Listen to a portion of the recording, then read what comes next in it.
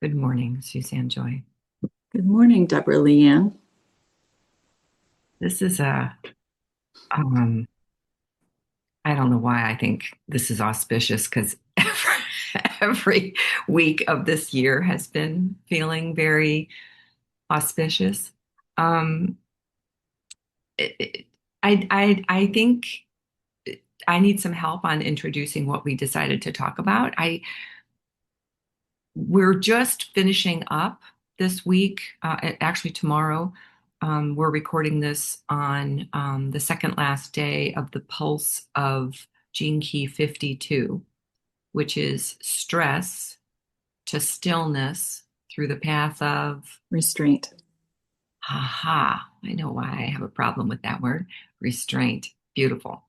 And because we're heading into in the United States this big celebration of freedom and the birthday of our signing of our Declaration of Independence. Um, it's no accident that we're playing with Gene Key 39, which is provocation to liberation through the gift of dynamism.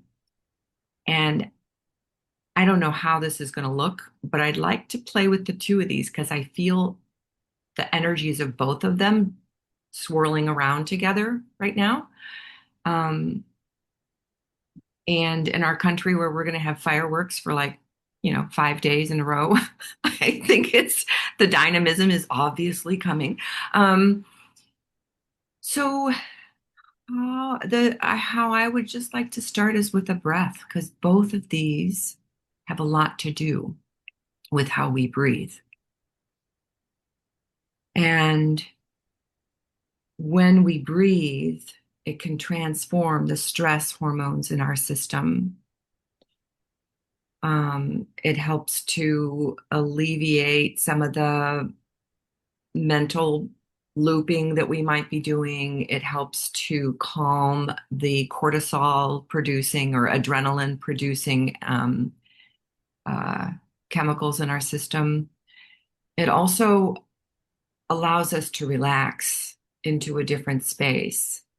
And the way it works with Gene Key 39 is that provocation, being provoked, creates a tightness in our system that, again, we can breathe into it, allow it, and then that is what, I mean, that is what created the United States, is we were so provoked with how we felt our freedoms were being limited by the King of England at the time. And so it's fascinating to me how these systems, the star systems, the energy systems, the evolution of our human consciousness all feels like it's coming together at this time.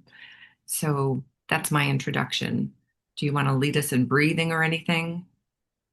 That was wow. Yeah, I mean, stress and provocation. I think any kind of shadow is there as the gift to acknowledge and see. Um, Certainly, the things that I've been going through in my own life have just been sitting with those, the what some might say darker, denser energy, and just say, "Hey, get curious. Hey, what do you need to tell me right now?"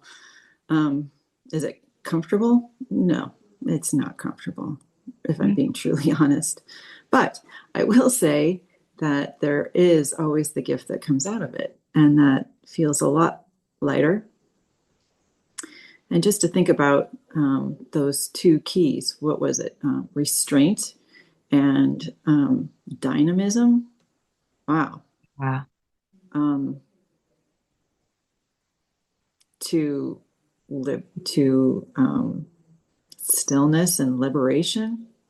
So I'm just dropping in. I've been dropping into my heart um, recently, daily, moment by moment, sometimes, and finding that still point, that mountain within me. And as I recognize myself coming back home within myself, my cellular being, my internal GPS, I free myself from needing to change anything or do anything for anyone else other than be the representation of who I am. Yeah. And that's a big lesson because so many years I wanted to make change happen. I wanted to help things along, to progress, to, you know, do and shift and I know that nature will do that on its own. So I know I will do that on my own. I don't have, there's no need to force anything. There's no, it all is coming through in its own timing, Suzanne. Which is where, when we drop into stillness, we can, and it doesn't mean that we're not moving, because at any moment, our cells are moving, or things are being regenerated in our bodies, things are moving all around us. Yet, there's um, there's a quieting of the noise and the thrum of, I was describing it as a thrum the other day of feeling when anxiety, I can hear it now in my body. I don't know if I hear it with my ears or I just feel it as a vibration. But that stillness, I've been writing about it for weeks now. I'm craving it. I want more of it. And it doesn't necessarily mean I sit still, but Right. it's a state that I get to enter where I can breathe, you know? And the reason why I said that is because you were led the other day through a friend in a breathing exercise, and I thought it might be something that could be introduced here. Um, I think the more that we are able to collectively slow down and drop into stillness, collectively slow down and allow ourselves to be liberated from the heaviness of um, what's going on right now. And I was listening to the Richard Rudd audio transmissions of these keys this morning again. There's so much richness in there. And he was saying that, can you imagine if we're all learning how to let go, drop away from all of the karma that we've been carrying, all of the ancestral, pain and suffering, and now we're opening into a space of healing. There is a lot of stuff being released right now. And then we're like, no wonder it's so intense, because we're dropping away, we're letting all that stuff fall away as we move into, I can kind of see us moving into this next space. Mhm. And we're leaving like trails of debris all around us and behind us. And so we're like trying to swim through that on our way out of this. And it's it's intense. And then we feel the stress and we start to close down and feel the blocking. And then that's when we're holding ourselves so tightly that we can't allow the divine energy of love and light to flow through us. Yeah. I feel like it's like we take a hose and crimp it so that there's no flow, you know? Yeah. And it's a type of constriction. And what I've asked from myself is how how am I able to release pain and keep my heart open? Yeah. Even while, like, because, so often when I would feel so much, shut down, shut down, shut down, compartmentalize, all kinds of things to protect myself. And I thought this time around, I'm going to experiment by feeling all of it. And, you know, we don't all experience these things the same way. And I just want to be clear about that. Like, we all have our own unique talents and our own unique skills and our own lens in which we look at life through. And I, the breathing, certainly helps, but coming back into your heart to feel all of it, be with it, and then get to a place of neutrality. Like, Mm. can we? Well, one of the things that showed up this week when on the reminders from the Gene Keys, what's it called? The Triple Flame app, that reminds you to pause. One of the reminders that flashed up on my screen this week was about love. I mean, the heart never closes down, but in pain, it expands to encompass that. You remember that story you always used to say that your mom said? Right. Can you want to tell that? Because I think it's perfect here because it's an example of our heart expanding. Do I tell the whole story? The last Uh, bit of it about how you, just when I was in dire pain, and pushed, I was pushed away from a group that I thought that I was meant to be with and socialize with and community, and they left me out. They pushed me away. How, as a child, sixth grade, how could I then raise myself, what hold did, myself to encompass them and bring them into my heart and bring them into love? yeah, you make the circle bigger, is what your mom said, right? Yeah. Make the circle bigger, Suzanne. And I feel like that's what we're doing. And I was reflecting on this yesterday of expansion and love expanding.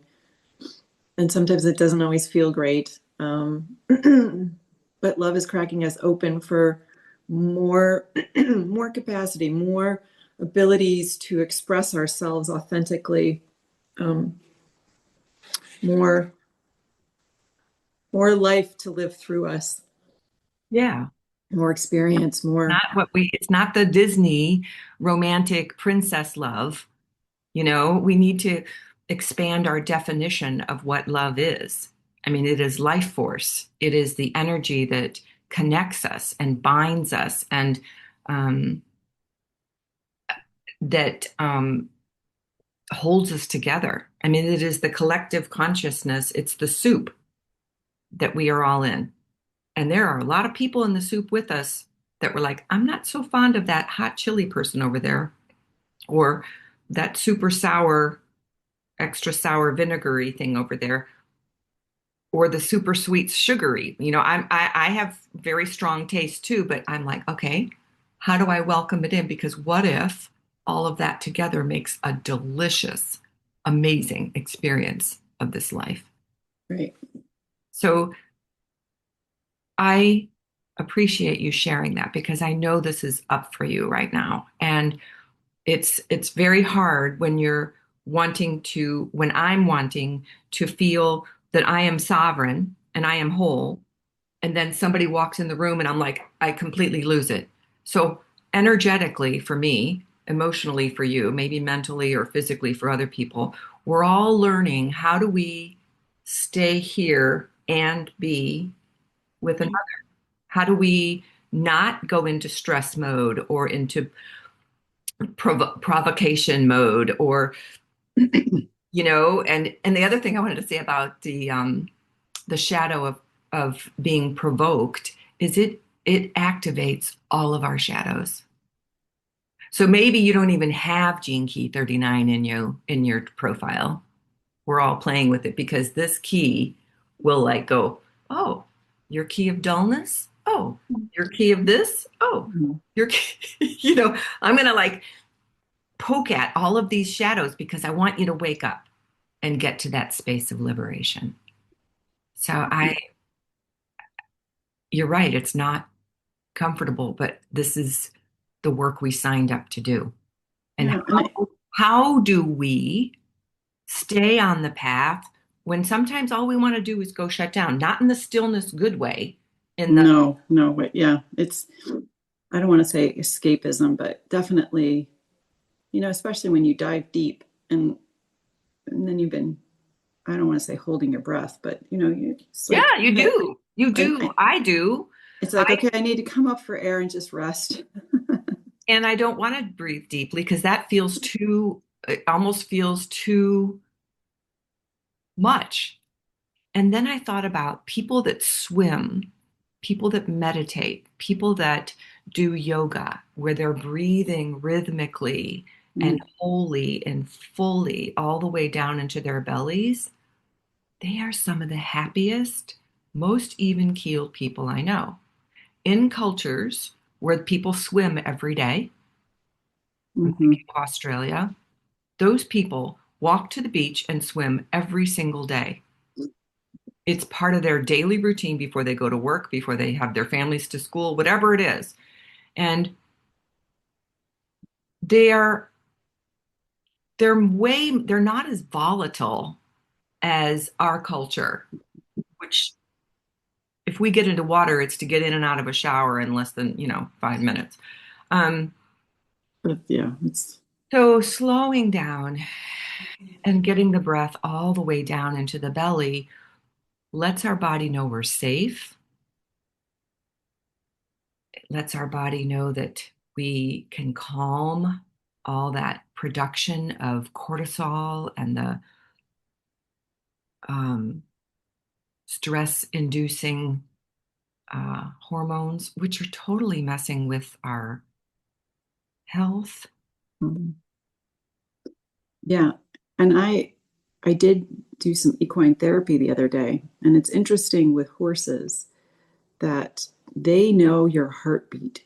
You can't hide when you're hanging out with a horse. It will show up on them and they will react.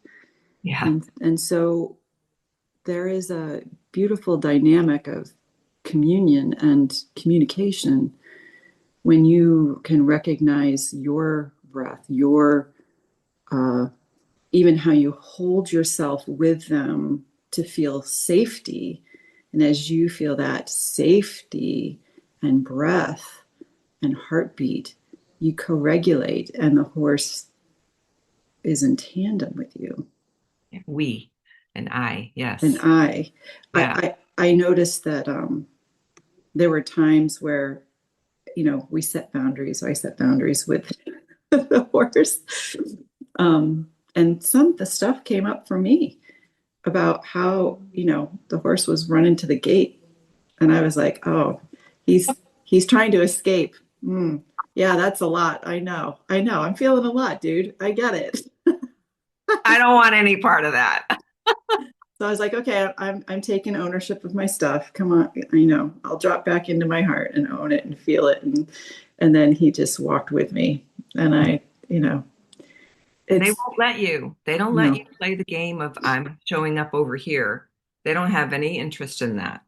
But yeah, when you're real and true, yeah, they're right there. it was amazing. Yeah, they're such sentient beings. I mean, Yeah. they And and it's beautiful to be reminded that that's how much energy I'm giving off.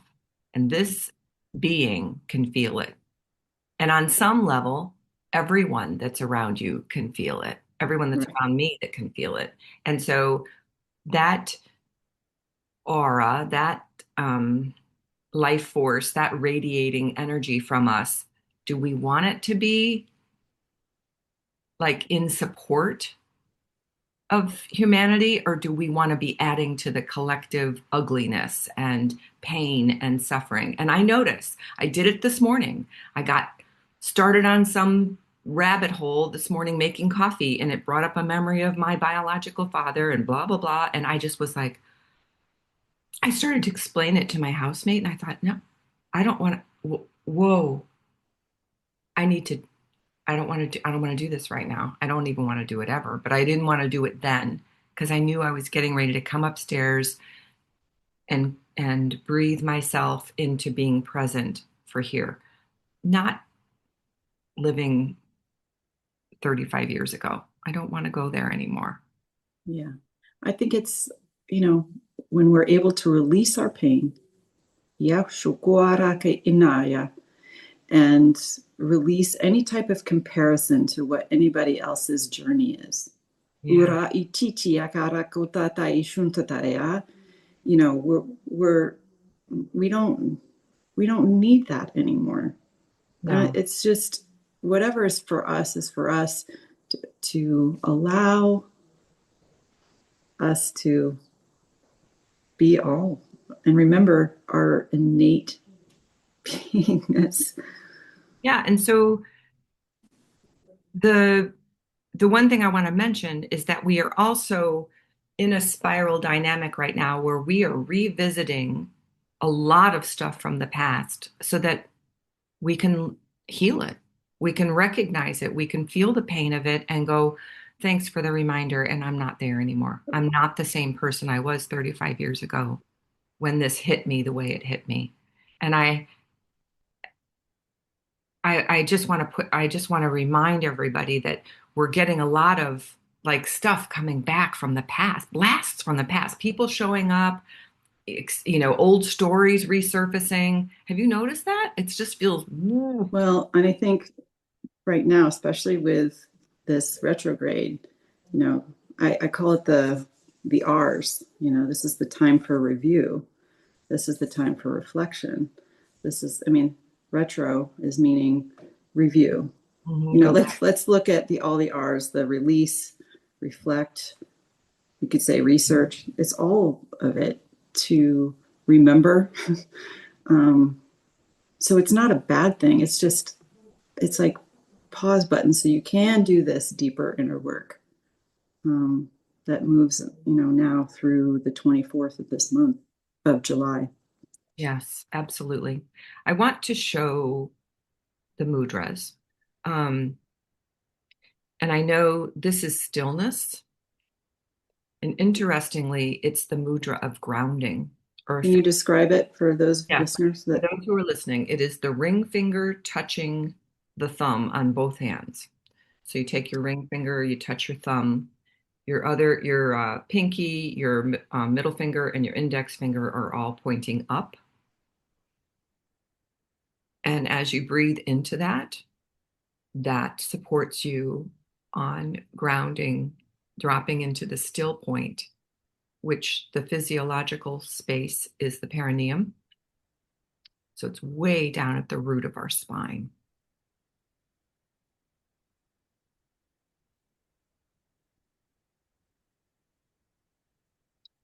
And the one on liberation is fascinating. I hope I can remember it. It's the um, index and ring finger. So it's very similar. The index and the ring finger are touching the thumb on both hands, leaving your pinky and middle finger up, or they don't have to be standing straight up, they can just be loosely up. But the main thing is these three in contact. And there's something about the meridians there that opens us into that liberated space, that freedom. And I think I'll be doing this a lot this weekend um, during the celebrations here. Even though I'll be out in the country, there'll be still a lot of fireworks and gunshots and people celebrating. So, my way to return to my sense of freedom is to drop into this space.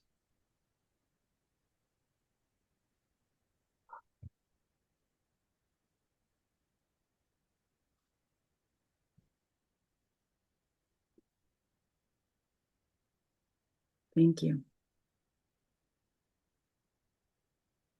Feel really grateful that we get to play like this. I know. And thanks to everyone who shares in this because it just, I don't know, feels really filled with grace in the moment. So until our next time together, Much love. take excellent care.